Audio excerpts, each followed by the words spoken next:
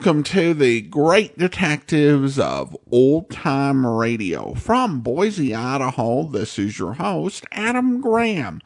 If you have a comment, email it to me, box13@greatdetectives.net. Follow us on Twitter at Radio Detectives and become one of our friends on Facebook, facebook.com/Radio Detectives. I do want to encourage you to check out my wife's business, Ashira Clips, at lilarose.biz, Lilla rose.biz, biz/Ashira, SHIRA.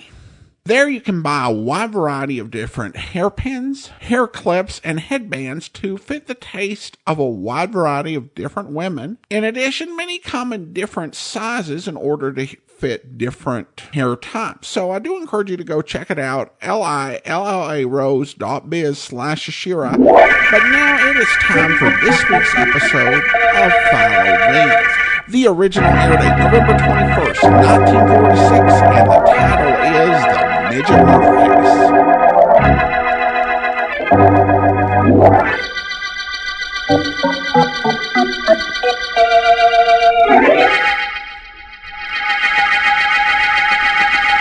You know, I was just thinking, Colonel Tim. Yeah? If I get a few more little people to work with you in the act, it might be better entertainment. Whatever you say, Mr. Edwards. Say, I know someone who might do. A young lady. A lady, Midget? How tall is she, Tim? Oh, about my size, 33 inches. That's not bad. We could bill you two as the smallest Mr. and Mrs. in the world. Sure. I'll think it over. But right now, let's get on with our rehearsal. Okay. Take your song from the middle. I'll give you a pickup. Here. You've seen our little village, and I guess you all have learned that it really is a small world as far as we're concerned. I've taken you through Shiny Town, my eeny, meeny, miny town. Now we say to Tiny Town, goodbye. That's swell, Colonel Tim. Billy Edwards and Company. I like the sound of that. You, La Belle Louise and her trapeze, Andy Anderson, the human giant, and Duke Miller and his magic. Not bad, not bad. Sounds good to me. Think of it, Tim. 2 more weeks of rehearsal, then 6 months in theaters booked solid. If all goes well, we could go on the road 2 weeks from Tuesday. Yes, Mr. Edwards, but that is, if all goes well.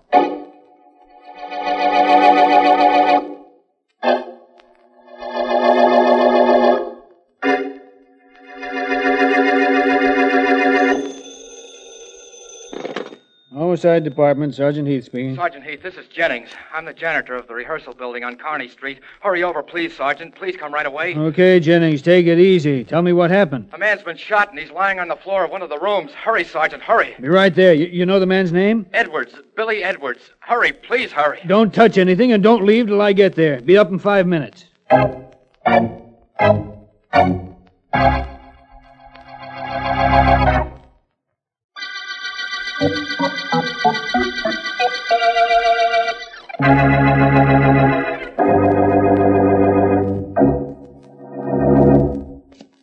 Our friend, the district attorney, should either not have an office on the 8th floor or else see to it that the elevators in this building run all night. Oh, right, Vance. I'll suggest that to Mr. Markham, Ellen. Stairs a little wearying for you? I'm allergic to them. Whew. 8th floor. At last. Mr. Markham's office. Finally. That you, Vance? Right. And it's me, Ellen. Hello, you two. Hello.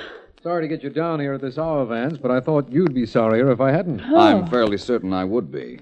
What is this, Markham? What did you mean when you told me on the phone that there hadn't been a murder yet? I meant there still hasn't been one, but there has been a shooting. A theatrical manager and pianist named Billy Edwards had been shot when I called you. He's at the hospital, unconscious and in pretty bad shape. Just a shooting? I don't see why you called Vance. You'd never have forgiven me if I hadn't, Ellen. Vance, Edwards was rehearsing a vaudeville act featuring a midget, Colonel Tim. Mm-hmm. And he was shot with a midget gun. We found the gun. It's no more than 2 inches long. Could a gun that size mortally wound a man? Very possibly, Ellen. That type of weapon was invented in France. It uses a tiny pellet quite capable of killing a man if fired at close range and into a vulnerable spot. I imagine if Edwards recovers, Markham, he'll be able to tell you who shot him. Unquestionably, if he recovers. I see what you mean. Who else was in the act Edwards was preparing? In addition to the midget, there was a trapeze performer named Louise, a giant named Anderson, and a magician named Miller. A modified circus troupe, eh, Markham? Yes. Well, it does sound different. What was found on Edwards? Anything interesting? The usual things, except for money. Edwards had more than $700 in cash in his pocket. Really? Markham, I want to thank you. For bringing you in on this case, Vance? Yes, of course. And I'd also like to thank you to see that no word of Mr. Edwards' condition gets into the newspapers. Still time to do that? Yes, Vance. You see, I'm beginning to understand how you work. I specifically asked Heath not to release any information. Thank you. Now, if you'll tell me where I can find the people who are supposed to be in Mr. Edwards' act, I'll replace our talking with some action.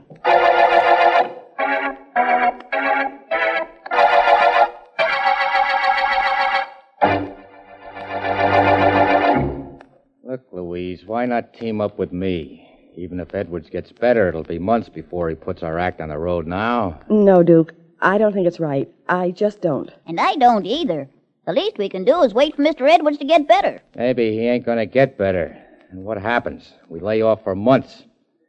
The way I see it, Louise, you and me and the midget here, we got the same act. I'm sorry, Duke, but Don't give me no buts, pretty one. I've been nice and quiet, and I've been trying to show you it'd be smart to send the act out without Edwards. What if you're gonna make me get tough?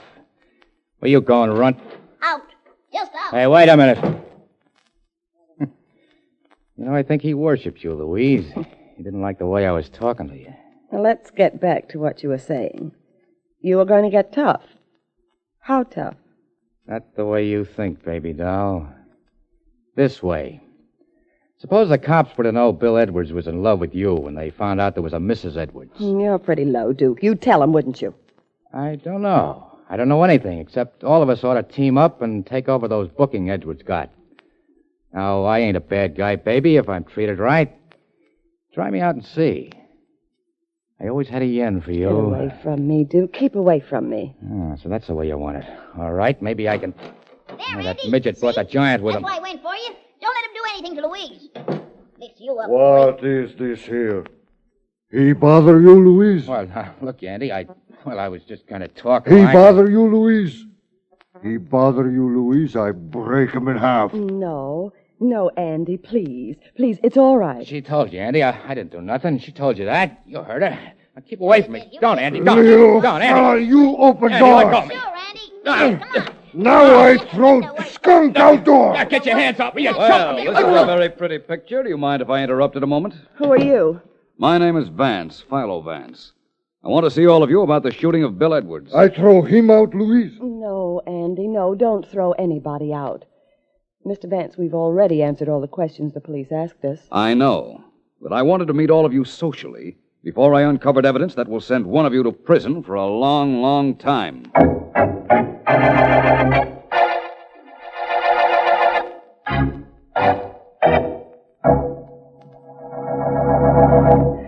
Did you find anything, Mr. Markham? No, nothing, Heath.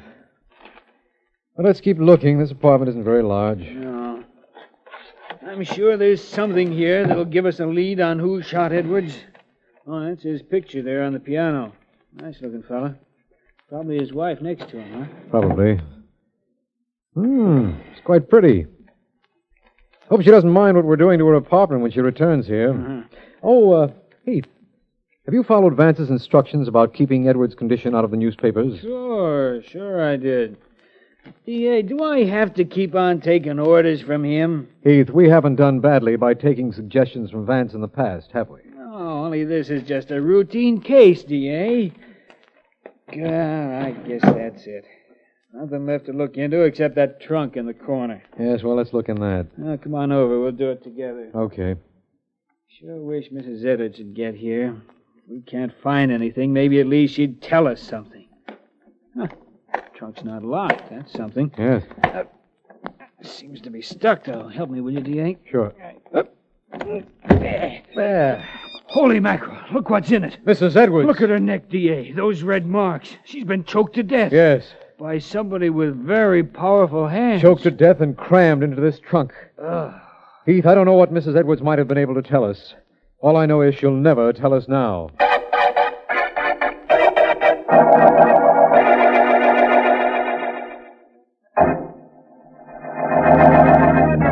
I'm sorry I can't connect you with Mr. Vance's private office. He gave me instructions that he wasn't to be disturbed. Well, I'll have him call you just as soon as he's free. Goodbye. Now, let's see.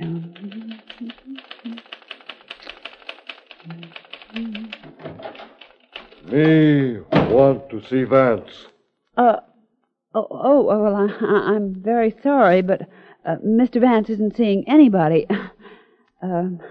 You must be the giant in Mr. Edwards' act. That's right. Yes. Vance here? Yes, as a matter of fact, he is. He's in that office there. He's talking to Colonel Tim, the midget.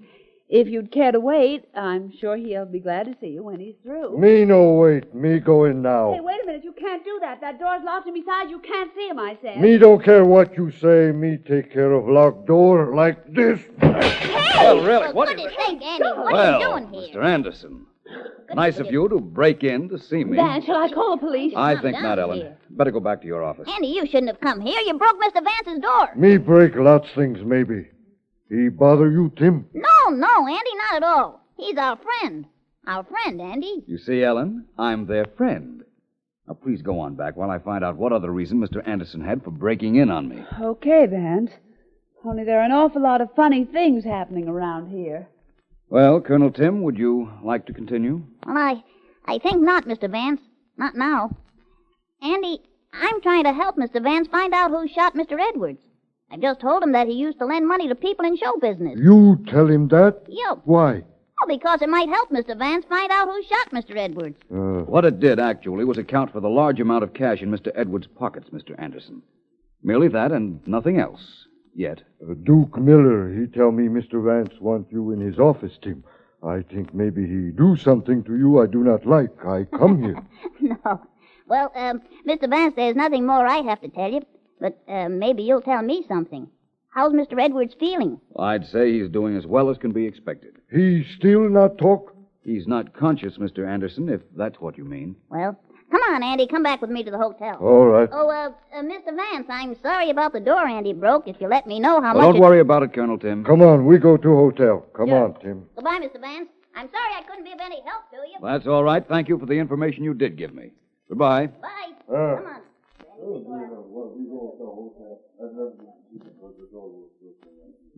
Ellen. Oh, coming, Vance. Well, that was quite a little party you had here. Oh, it was nothing, really. Quite an informal gathering, I assure you. They've gone? Very much so. Thank goodness. Did you find out anything? Well, I'll tell you this. I spoke to Duke Miller and Louise, the trapeze performer, at their hotel rooms. Yes? The giant and the little fellow here. And I've come to the conclusion that any one of the four could have shot Edwards. Well, you're certainly going out on a limb there, Vance. And so far as the weapon used is concerned, the midget pistol, it might have been fired by any of the four. Same limb, only a little further out this time. Hey, anybody at home in there? Markham, come on in. Well, what went on in here? Brawl? Who broke this glass, Vance? Hello, Markham. Well, not exactly a brawl. A giant came into my office without bothering to open the door. It was really the door's fault. It hit him first. Vance, I've got some news for you. Mrs. Edwards has been murdered. Really? Mrs. Edwards? How, by another midget gun? No, she was strangled to death. Heath and I found her an hour ago. Someone with a powerful pair of hands was responsible, we're certain. There should be very little question about that. Time of death, Markham. Yesterday afternoon, the medical examiner says. Well, then she was killed before her husband was shot. Well, that might mean something, Vance. Everything in this case might mean something if I only knew what. Markham, the midget gun used to shoot Edwards belonged to Colonel Tim. He just told me that. He said somebody stole it from him. He also said that Edwards used to lend money to performers at high interest rates. A show business Shylock. Well, now I've heard everything. So Mrs. Edwards was strangled. Well, I'll see you both soon. Where are you going, Vance? Out? Please excuse me, Markham. I'll only be about an hour if you care to wait. Vance, there are several things we ought to discuss. Later, Markham. I won't be too long. You see, I just thought of something. Goodbye. You think you go somewhere, Mr. Vance? Beg your pardon, but that's my neck. You have your arm around, Mr. Anderson. Vance, you keep away from us.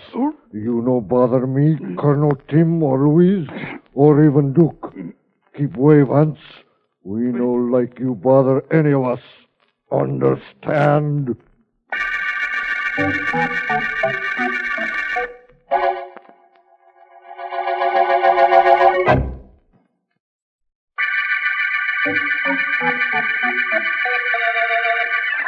This is District Attorney Markham. When Billy Edwards, theatrical manager, was found shot by a Midget pistol, Philo Vance uncovered 4 suspects: a Midget, a Giant, a trapeze performer, and a magician. Then Edwards' wife was found dead, strangled. None of the suspects knows what condition Billy Edwards is in because at Vance's request, all information other than the fact that he has as yet not talked has been withheld. I have been informed that Sergeant Heath has picked up Andy Anderson, the Giant, and is questioning him at this moment. They are having a bit of... Look, how many of you guys does it take to hold him down? Yeah, that's better. Okay, Anderson, you're a big guy, a giant. But you could also be a murderer. Me no murderer. Now, this is the way I figure it. Edwards, the guy who was shot, was married. All right, maybe he isn't dead, but his wife is. I figure you strangled her with those big hands of yours because you were going to kill Edwards and she knew you'd threatened him in the past. Why I kill anybody? You try make fool of me. I not let you. Hold him in that chair. Don't let him get up. You want to know why you tried to kill Edwards? I'll tell you. You were in love with Louise, the trapeze performer. You knew Edwards was playing around with her, so you tried to knock him off. All right, I know a way to get you to talk. Murphy. Yes? Bring in that girl, Louise. She's in the next office. Right. Come on in here, Miss La Belle Louise. Okay. Sit right down there. That's right. Well, what do you want with me? You're the reason this giant won't talk. Make him open up. Make him confess he killed Mrs. Edwards and tried to kill Edwards. Andy. Me say nothing.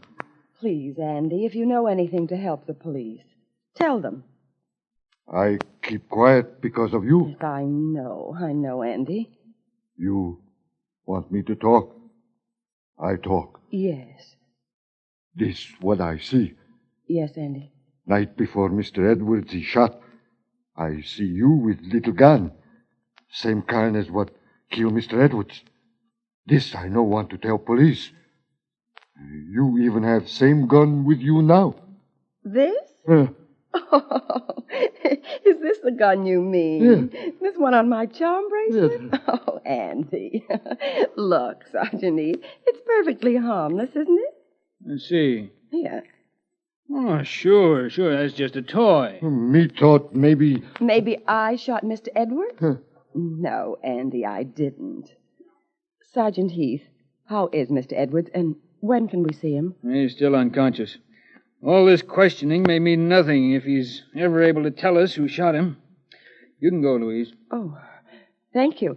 And, Andy? I want him here for a little while. Some more questions I just dreamed up. I see you later, Louise. Yes, of course. Goodbye. Louise. What? Oh, Did I startle you, Louise? I'm very sorry. my nerves are a little on edge, Mr. Vance. Louise, I've got to know something.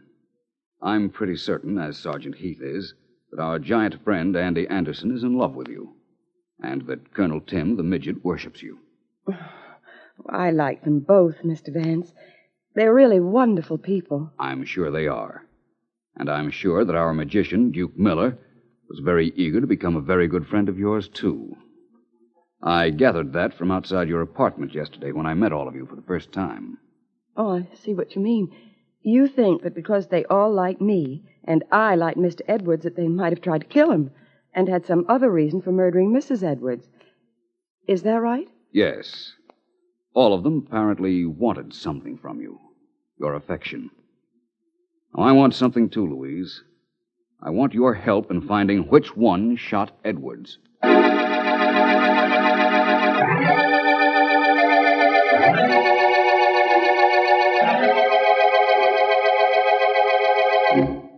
Take it from the middle, Tim, once more. You've seen our little village, and I guess you all have learned that this really is a small world as far as we're concerned. I've taken you to Shiny Town, my eeny, meeny, miny town. Now we say to Tiny Town goodbye. That's got nothing. You know that. Look, I play the same notes Edwards plays. Why don't you sell that song the way you did for him? I don't know. I just can't. Maybe I know a way. Tim, how much money did you borrow from Edwards? I didn't borrow from him. Don't give me that. I got to look at his notebook the last time I paid him some of the dough I owe him. He kept track of all the dough he loaned guys.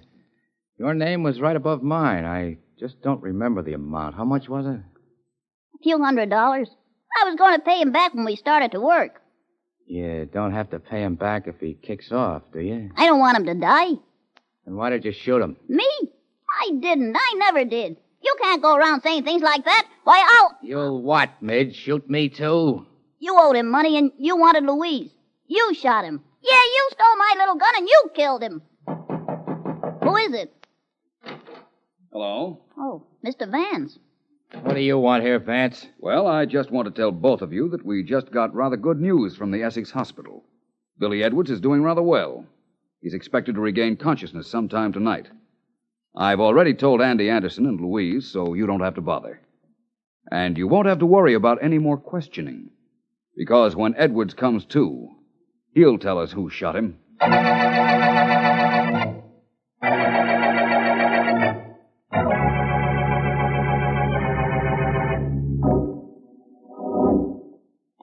Officer, is it all right if I go into Mr. Edwards' room with these flowers? No, ma'am.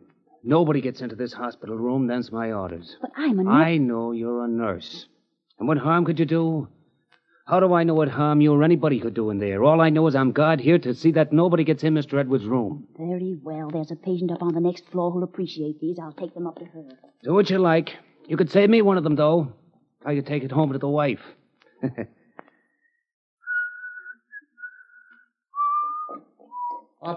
Officer, I'm a doctor here. Please come downstairs. Next floor, there's a patient of mine getting violent. I can't restrain him. Please come help me. I can't, Doc. I'm on duty here outside this door. I gotta stay here. This man's violent, officer. I got him tied to the bed with the sheets. He's going to break loose at any moment. Please come down with me. Nothing can be more important than stopping a potential maniac from getting loose. Oh? Well, I guess this is an emergency. And in an emergency, I'm supposed to forget orders and use my head. Nobody will be coming in here, not in this room anyhow. Lead the way, Doc. Right this way, officer. Down these stairs. If we hurry, we can get there in time.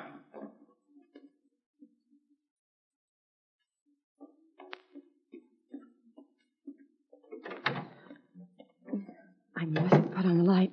No, I mustn't. That figure on the bed, that must be Billy. He mustn't recover consciousness. This knife will make sure that he never does. All right, Heath, put that light switch on. Right. Oh, Hello, Louise. Completing some unfinished business. Mr. Vance. And Sergeant Heath, whom you've met, of course, but not exactly in this manner. Well, that was quite a cute way you got rid of the officer outside in order to fall for this plan of mine. Who was it helped you, Duke? Sure it was Duke. I had him turning cartwheels. He'd do anything for me. Just as you'd do anything for Billy Edwards, including murder. What? My guess is you killed his wife. He wouldn't marry you in spite of that. He turned you down.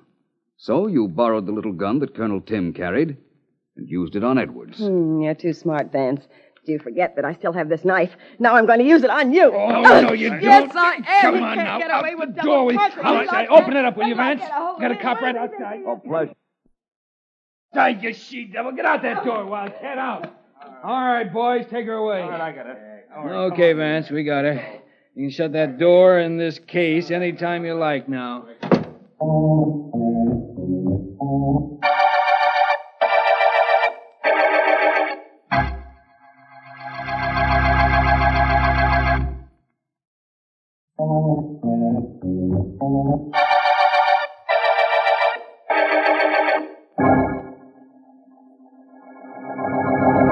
No, I'm sorry, Mr. Vance is not in.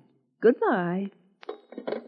See what I'm doing for you now, Vance? Becoming a prevaricator. Is that good? Well, it isn't bad when I tell people you're not in so that you can have a little relaxation. Vance, what gave you the idea that La Belle Louise was the murderer in the Midget murder case? She did.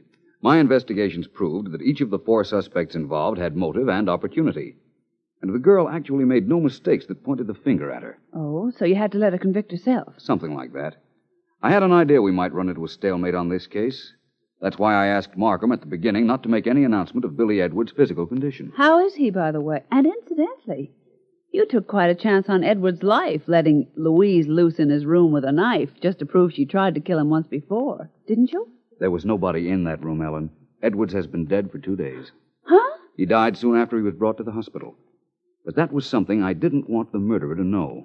Or me either, apparently. Mm-hmm. You know something, Vance? You know what threw me off? The strangling of Mrs. Edwards. I knew it had to be somebody with a powerful pair of hands, and I thought of the giant right away. Louise was an aerial performer, Ellen, remember? She hung by her hands, did tricks with her hands and arms. They were very well developed. Too bad her imagination wasn't. Of course, I know why she went to the hospital with that knife. She thought Edwards was still alive and that she had to kill him before he recovered consciousness and told the police that it was she who'd shot him. I hoped that's what she would think. I didn't know she'd get Duke to help her, but I imagined she'd need and could get some assistance. Well, the Midget murder case was simply another example of the fury that lies within a woman scorned. That's something you might remember, oh brilliant one. Any time you begin some other romance, I mean. At the moment, I'm not concerned with beginning anything.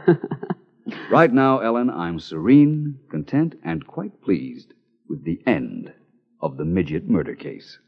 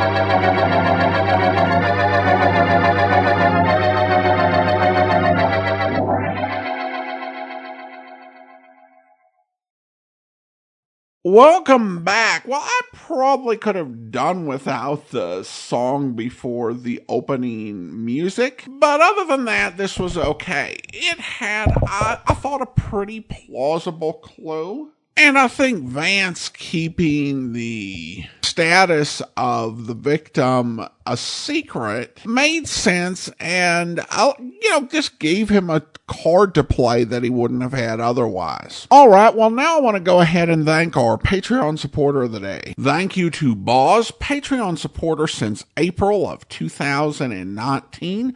Currently supporting the show at the Shamus level of $4 or more per month. Again, thanks so much for your support, boss. And that will do it for today. If you are enjoying this podcast on YouTube, be sure to like the video, subscribe to the channel, and mark the notification bell.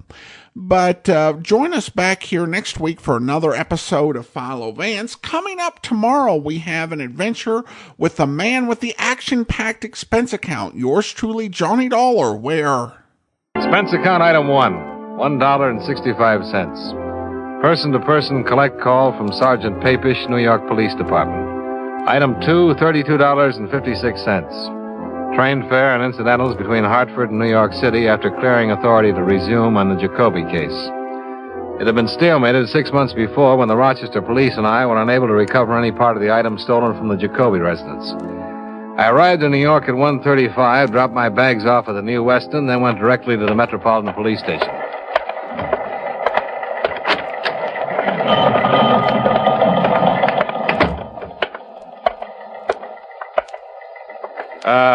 Hello, I wonder if you could help me. I'm looking for Sergeant Papish. I'm Papish. Oh, Johnny Dollar, Sergeant. Oh. Thanks for coming down, Dollar. Have a chair. Oh, thanks. Your mink coat's in the crime lab. They're looking it over. Uh-huh. We still haven't found out much about the girl who was wearing it. What's her name? Just Jane Doe for now. We didn't have her prints on file here, but we're waiting to hear from Washington now.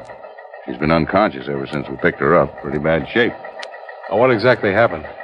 It came in as a complaint about 3 this morning. A woman over on 57th Street telephoned about a disturbance. The prowl car went over to the address and found this girl lying in the entrance to the apartment house wearing the mink coat. She'd been shot twice. Uh-huh. No one in the apartment house seemed to know her or had ever seen her before. We asked about the neighborhood. No dice. But we did find out how she got there. Oh? A lady across the street said she saw a man drive up sometime after midnight and unload the girl from his car. I hope you'll be with us then. In the meantime, do send your comments to box13@greatdetectives.net. Follow us on Twitter at Radio Detectives. And remember our Instagram, instagram.com/greatdetectives. From Boise, Idaho, this is your host, Adam Graham, signing off.